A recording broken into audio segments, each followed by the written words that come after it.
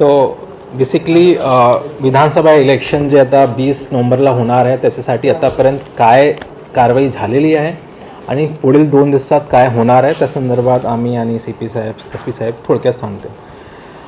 तो आतापर्यंत बऱ्याच ॲक्टिव्हिटीज झाली आहे. त्यापैकी जे होम वोटिंग झाली होती त्याच्यात आपले जिल्ह्यात जवळपास 2818 फॉर्म आले होते आणि त्यापैकी ऑलमोस्ट 94% लोकांनी वोटिंग केली आहे. ते खूप चांगला प्रमाण आहे, खूप चांगला टक्केवारी आहे पूर्ण महाराष्ट्रभरात.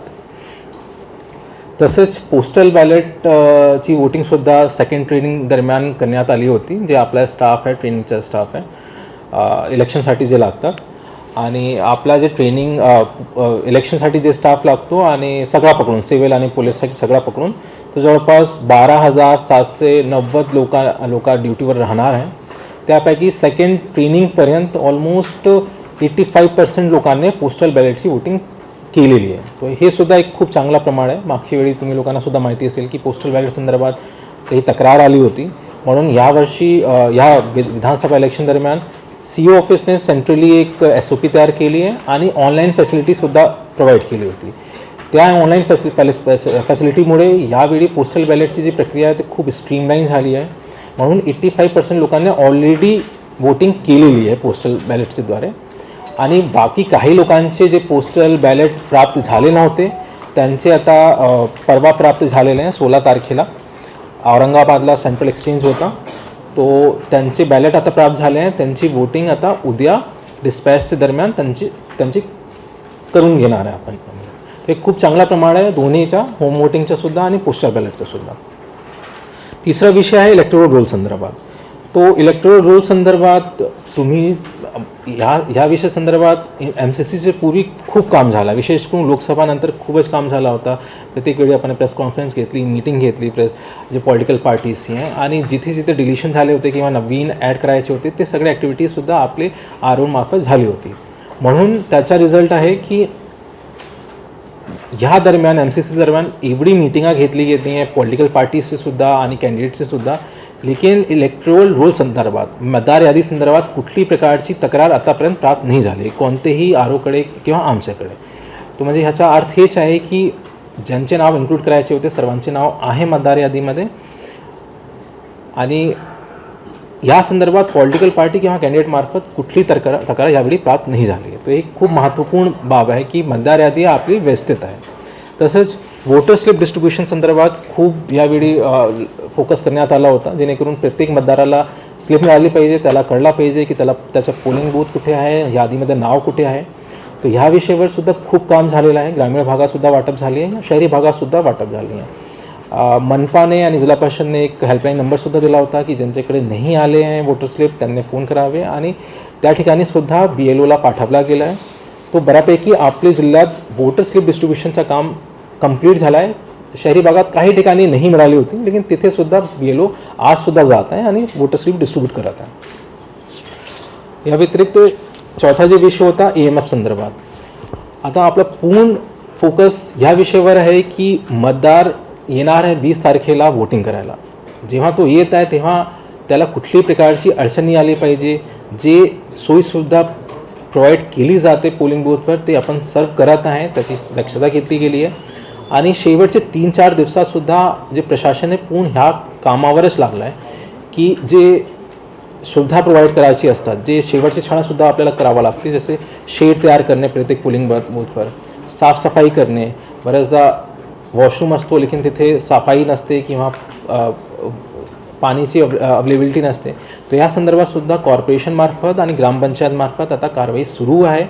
ते हे सगळी कारवाई करत आहे. आणि ह्या व्यतिरिक्त आता यावेळी विधानसभामध्ये विशेष काय आहे की अंधेरा जल्दी हो जाता है, तो त्याच्यासाठीसुद्धा प्रत्येक पोलिंग बूथवर लाईटचीसुद्धा व्यवस्था केली जाते, जेणेकरून जरी अंधार झाला तरी वोटिंग व्यवस्थित लोकांना करता आली पाहिजे. तर त्याचीसुद्धा दक्षता घेण्यात आलेली आहे. और प्रत्येक AC मॉडेल पोलिंग बूथसुद्धा करण्यात आलेले आहे. ऑल वुमन मॅनेजसुद्धा पोलिंग बूथ करण्यात आलेले आहे. तर त्याचीसुद्धा प्रशासनामार्फत तयारी करण्यात आली आहे. आज मेळघाटमध्ये 190 पोलिंग पार्टीज रवाना होत आहे, सध्या चालू आहे त्याचं काम. ते P-2ची होती कारण की ते पोलिंग बूथ खूप लांब आहे, डिस्टन्स खूप जास्त आहे. बाकी इतर सगळा डिस्पॅच उद्या होणार आहे. इलेक्शनच्या दिवशी जे आपल्याला रेग्युलेशन करावं लागते, जी काही कारवाई करावी लागते त्याचेसुद्धा आदेश काढण्यात आलेले आहे. आज संध्याकाळी 6 वाजतानंतर ड्राय डेसुद्धा डिक्लेअर करण्यात आला आहे. 20 तारखेला आठवडी बाजारचा सुद्धा आदेश काढण्यात आलेला आहे की जिथे आठवडी बाजार आहे ते सुद्धा पुढे ढकलण्यात येईल, शिफ्ट करण्यात येईल. आणि आज 6 वाजतानंतर 48 आवर्स सुरू होतात आणि ते सायलेन्स पिरियड आपला म्हटलं जातो. सायलेन्स पिरियडमध्ये कुठल्याही प्रकारचं म्हणजे लाऊडस्पीकर किंवा रॅली सभा या प्रकारची कुठलीही ॲक्टिव्हिटी करता येणार नाही. तो ह्या संदर्भात सगळी ॲक्टिव्हिटी झालेली आहे. बाकी सायलेन्स पिरियड संदर्भात CP साहेब आणि SP साहेबसुद्धा डिटेल सविस्तारमध्ये सांगतात. पोलीस आयुक्तालय आपल्या अमरावती शहरच्या हद्दीमध्ये जे 2 मतदारसंघ आहेत आणि अर्धा दिवसाचा मतदारसंघ आहे, यामध्ये आपल्या जे प्रिव्हेंटिव्ह ॲक्शनच्या कारवाई आहेत तसेच जे पोलीस रिलेटेड ॲक्टिव्हिटी आहे त्या सर्व आपल्या कारवाई करण्यात आलेली आहे. आतापर्यंत जे काही हत्यार जमा करायचे होते ते 100% हत्यारे जमा करण्यात आलेले. जे लायसन्स आर्म आहे 292 आर्म जमा केलेले आहेत आणि 84 जे आहेत आर्म लायसन्सवाल्यांना सूट देण्यात आली आहे. जे की बँक असतील, सिक्युरिटी गार्ड आहे किंवा काही प्रायव्हेट सिटीजन आहे ज्यांचा इलेक्शनशी काही संबंध नाही, डॉक्टर वगैरे अशा लोकांना सूट दिली आहे.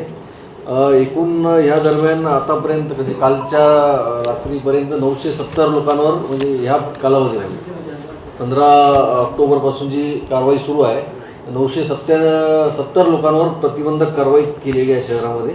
त्याच्यामध्ये शांतता राखण्याचा त्यांच्याकडून बॉन्ड घेतलेला आहे आणि कुठल्याही प्रकारचे त्याच्याकडून कृत्य होणार नाही असे इंटेरियम बॉन्ड्स घेण्यात आलेले आहेत. यामध्ये मग भांडणं करणारे लोक असतील, NC वाले असतील किंवा मग जे हार्डन क्रिमिनल आहेत त्यांच्यावर जी CRPC जुनी 110 CRPC आपण करत होतो त्याप्रमाणे सॉल्वन्सी आणि असे इंटेरियम बॉन्ड्स घेतलेले. अशा प्रकारे जेवढे आपले मॅक्झिमम रेकॉर्डवरचे गुन्हेगार आहेत, चाकू छुरेबाजी करणारे जे रेकॉर्डवर आहेत किंवा आणखी इतर गुन्ह्यांमध्ये आहेत, रायट वगैरे, अशा सर्व गुन्हेगारांना आपण टार्गेट केलं होतं ज्यांच्यामुळे इलेक्शनमध्ये कुठलाही शांतता भंग होऊ नये या दृष्टीने त्यांच्यावर प्रतिबंधक कारवाई केली. तर 970 लोकांवर ही कारवाई केली आहे. त्यांच्याकडून इंटेरियम बॉन्ड घेतले. जे नॉन बेलेबल वॉरंट असतात, जे कोर्टाकडून नॉन बेलेबल वॉरंट निघतात आणि ते आरोपी फरार होतात किंवा हजर होत नाहीत, तर असे 951 आपल्याकडे प्राप्त झाले होते. त्याच्यामध्ये जवळपास 610 लोकांना अरेस्ट करून कोर्टासमोर हजर केलेले आहे. अनेक लोकांना कोर्टाने बेल दिली नाही, जेलमध्ये पाठवलेले आहे. आणि उर्वरित जे लोक आहेत त्यांचे काही लोकांचे वॉरंट जे बाहेर जिल्ह्यातले आहेत ते ट्रान्सफर केले असतील किंवा काही लोक जे आहेत ते लॅप्स झाले ते काही लोकांनी कॅन्सल केले. असे 600 लोकांवर NBWची कारवाई झाल्यामुळे बऱ्या प्रमाणात कोर्टातही हजेरीचं प्रमाण वाढलेलं आहे, तिकडे त्याचा फायदा झालेला आहे. या दरम्यान आपण 4 लोकांना NPDA खाली डिटेन केलेलं आहे. जे 4 रेकॉर्डवरचे गुन्हेगार होते ज्यांच्यामुळे एरियामध्ये काही प्रॉब्लेम होता, असे 4 गुन्हेगार डिटेन केले आहेत. आणखी जे गुन्हेगारांचं NPDAमधून नुकतेच सुटलेले आहेत किंवा आणखी त्यांचा उपद्रव करणार आहे, तर ह्या लोकांना आपण शॉर्ट नोटीसमध्ये उद्या जे आहे रेस्ट्रिक्टिव्ह याची ऑर्डर काढणार आहे. म्हणजे 144(2) आपण त्यांना एका ठिकाणी डिटेन्शनची ऑर्डर देऊ, घरी किंवा त्यांच्या ठिकाणावरून ते हालचाल करणार नाही. अशा जवळपास 50 ते 60 लोकांची यादी तयार झालेली आहे सर्व पोलीस स्टेशन वाईज. यांनाही रेस्ट्रिक्शन ऑर्डर राहतील. याचं उल्लंघन केला आणि कुठेही फिरताना आढळला तर त्याच्यावर सरळ गुन्हा दाखल होईल. म्हणजे ह्या प्रतिबंध कारवाईमधून इशारा सर्व जे कोणी निवडणुकीमध्ये लोकांवर धमकी देणे, दहशत माजवणे किंवा एरिया वाईज काही असतात, आपल्याला सगळ्यांना कल्पना आहे की कोणी दादागिरी करतो किंवा कोणाला मतदारांना प्रलोभन देतो, धमकावतो, असे प्रकारचे जे लोक आहेत हे सगळे रेकॉर्डवर आहेत. आणि ज्यांची कोणाची आमच्याकडे तक्रार येते त्यांच्यावरही आपण त्याला कारवाई करत आहे. नोटिसेस देणे आणि त्याला योग्य ती वॉर्निंग देणे हे सुद्धा चालू आहे. ह्याच दरम्यान आतापर्यंत ह्या महिनाभरात जे जवळपासून आपल्याला आचारसंहिता लागलेली आहे 15 ऑक्टोबरपासून, तर कालच्या रात्रीपर्यंत 30,161 लिटर दारू आपल्या आयुक्तालयामध्ये जप्त झालेली आहे. त्याची अंदाजे किंमत 17,45,000 आहे दारूची किंमत. त्याचप्रमाणे 42 आरोपींकडून शस्त्र जप्त केलेले, म्हणजे चाकू, तलवार बाळगणारे जे आहे असे 42 आरोपींवर आपण कारवाई केली आर्म्स ॲक्टची, आणि त्याच्यामध्ये 3 लोकांवर शस्त्र बाळगल्याची पण कारवाई, जे कट्टे बाळगून फिरत होते. तर असे 42 लोकांवर ही वेगळी कारवाई करण्यात आलेली आहे. या दरम्यान आतापर्यंत 38 किलो जे आहे नार्कोटिक्स ड्रग्ज, गांजा आणि त्याच्या तत्सम नार्कोटिक्स जप्त केलेले आहे. त्याची व्हॅल्यू जवळपास 7,53,000 आहे. आणि कॅश जी अमाऊंट आहे ती 2,81,92,000 ही शहराच्या हद्दीत जप्त झालेली आहे. त्यासोबतच जे इतर व्हॅल्युएबल असे सर्व वस्तू म्हणजे गोल्ड, सिल्वर जे आहे ते 5,29,00,000चे सीज करण्यात आले होते नाकाबंदी दरम्यान. आणि असे एकंदरीत 8,98,28,000चं मालमत्ता जी आहे संशयास्पद मिळून आली, किंवा हे टोटल जे आहे एवढी आयुक्तालयामध्ये कारवाई करण्यात आली. ह्या दरम्यान कुठल्याही प्रकारचं कोणताही आतापर्यंत कायदा सुव्यवस्थेचा प्रश्न शहरामध्ये आढळून आला नाही किंवा झाला नाही. कोणताही लॉ अँड ऑर्डर इश्यू किंवा उमेदवाराच्या कार्यकर्त्यांमध्ये किंवा कोणामध्ये आपसात भांडण वगैरे. आणि ह्या दृष्टीने आज उद्या आणखी आपण अलर्ट राहणार आहोत. कुठलाही काही कोणाची तक्रार आली, जे सायबर स्पेसमध्ये सुद्धा आमचं सायबर पोलिसांनी बऱ्याच लोकांना बोलवून त्यांचे पोस्ट डिलीट केलेले आहेत, वॉर्निंग दिलेली आहेत, आणि काही लोकांनी असतील जे पोस्ट केले त्यांच्यावर गुन्हासुद्धा दाखल केलेला आहे. सायबर सेल तिकडे सुद्धा ॲक्टिव्ह आहे. आणि आज 1-2 दिवसात ज्यांना कुणालाही असे काही आढळतील आक्षेपार्ह पोस्ट, व्हिडिओज, त्यांनी तात्काळ सायबर पोलीस स्टेशनला आपल्याकडे रिपोर्ट करावा, ज्याच्यामुळे ते पोस्टवर कारवाई करता येईल, पोस्ट करणाऱ्यावर, किंवा पोस्ट केलेली डिलीट करता येईल, त्याच्यासाठी कारवाई करता येईल. आणि जे पोस्ट करून लोकांच्यामध्ये संभ्रम पैदा करतात, खोट्या गोष्टी पसरवतात, अशा लोकांवर सुद्धा आपण कारवाई करू शकतो. तर अशी तक्रारसुद्धा आपल्याकडे जर कोणी केली सायबरमध्ये तात्काळ कारवाई करू. त्याच्यासोबतच आपण जे आजची आणि उद्याची 2 दिवस जे आपली आता राहणार आहे रणनीती, त्याच्यामध्ये संध्याकाळी नाकाबंदी पूर्णपणे राहील शहरामध्ये. रात्री 10 वाजेपासूनच सुरू होईल. आणि सर्व आस्थापनावाल्यांना आम्ही आवाहन केलं की वेळेवर सर्वांनी बंद करावे. कोणी करत नसेल तर त्याच्यावर सुद्धा योग्य ती कारवाई करू आम्ही. आणि ड्राय डे असल्यामुळं फुल इम्प्लिमेंटेशन राहील. कोणीही अवैधरित्या दारू बाळगू नये, त्याचं ट्रान्सपोर्ट करू नये, किंवा ते वाटप करताना किंवा पिताना आढळून आल्यास त्याच्यावर प्रोहिबिशन ॲक्टनुसार सुद्धा कारवाई करण्यात येईल. आणि कोणीही विकण्याचाही प्रयत्न करू नये अधिकृत दुकानदारांनी. तर याच्यावर सर्वांना सूचना देण्यात आलेल्या आहेत.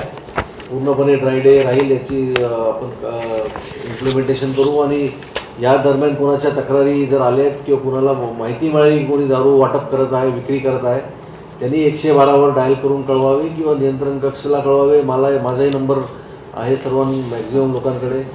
मला पोलीस आयुक्ताला आणि DCPला कॉल करून सांगू शकतात की कुठे कोणी दारू वाटप करत आहे, कोणाची तक्रारी आहेत, पैसे वाटप करत आहे किंवा प्रलोभन देत आहे. याबद्दल सुद्धा आपण दक्षता घेतो. तर आपल्या मार्फत मी सर्व नागरिकांना आवाहन करतो की विनाकारण कोणी रात्री फिरू नये आणि प्रचार प्रसार करण्याचा प्रयत्न करू नये, कारण संध्याकाळी 6 वाजता प्रचाराची वेळ संपलेली आहे. आणि कोणीही सार्वजनिक ठिकाणी पोस्टर, बॅनर लावलेले आहेत तर त्यांनी स्वतःहून काढून घ्यावे. स्वतःच्या घरावर जरी लावलेला असेल तरी त्यालाही तो अलाउड नाही, त्यांनी सुद्धा ते काढून घ्यावे. प्रचाराचं पोस्टर किंवा बॅनर असेल तर प्रचाराची वेळ संपून जाते 6 वाजता. असे कोणी जर लावले, जरी सूचना दिल्यानंतर आणि मग ते आढळले तर त्याच्यावर मॉडल कोड ऑफ कंडक्टचा गुन्हा दाखल होऊ शकतो. त्याच्यासाठी FST पथक आहे, SSTचे पथक आहेत आणि व्हिडिओ पथक आहेत, हे सुद्धा पेट्रोलिंग करत आहेत. आणि नागरिकसुद्धा त्याची तक्रार करू शकतात. इलेक्शन कमिशनचे सुद्धा साईट आहे किंवा पोलीस स्टेशन. आणि आम्ही मनपालाही विनंती केली आहे की त्यांच्या पथकांमार्फत सर्व पोस्टर, बॅनर कोणी काढले नसेल तर काढून घ्यावे. 100 मीटरचं आपण इम्प्लिमेंटेशन जे आहे ते कडक धोरण करून करणार आहोत. 100 मीटरमध्ये निवडणुकीच्या दिवशी कोणी प्रचार प्रसार करता येत नाही कोणाला, त्यामुळे कोणी तिथे बूथ 100 मीटरच्या परिसरात लावू नये. आणि परवानगी घ्यावी पोलीसची तिथे लावण्यासाठी, टेंट आणि वगैरे किंवा RO ऑफिसमधून. त्यासोबतच मोबाईलबद्दलही आपण सर्वांना आवाहन केलं आहे की कोणी पोलिंगमध्ये स्टेशनच्या आतमध्ये मोबाईल फोन अलाउड नाही आहे, त्यामुळं मतदारांनी मोबाईल फोन आणू नये. आणला तर बाहेर सोबत किंवा जे कोणी सोबत येतात पण ते आतमध्ये अलाउड नाही त्याला. आणि कोणी मोबाईल फोटोग्राफी किंवा फोटो काढून त्याचा केलाच त्याच्यावर कायदेशीर गुन्हा दाखल होऊ शकतो. तर याचीसुद्धा सर्वांनी दक्षता घ्यावी. सर्व पोलीस बंदोबस्तला आम्ही सूचना दिल्या आहे. पोलीस बंदोबस्त पूर्णपणे सज्ज आहे. आमच्याकडे मदतीला आम्हाला बाहेरून CRPF, BSF आलेली आणि मध्य प्रदेशचे 550 होमगार्ड आलेले आहेत. आपल्या जिल्ह्याची 100 होमगार्ड्स आहेत आणि सोबतच जिल्हा आमचे जे अमरावती पोलीस आयुक्तालयाचे पोलीस आहेतच. आमचे काही पोलीस ग्रामीणला गेलेत, काही वाशिमला पण गेलेले बंदोबस्तासाठी. तर एवढ्या मोठ्या प्रमाणात सर्व ठिकाणी पोलीस बंदोबस्तही लावला आहे आणि आपल्याकडे जे काउंटिंग सेंटर आहे तिथेसुद्धा बंदोबस्तची व्यवस्था केलेली आहे. सर्व वाहन म्हणजे हे आहेत त्याच्या रूटमध्ये जे काही वाहने आमचे राहणार आहेत त्यांनाही सगळ्या सूचना दिली आहे.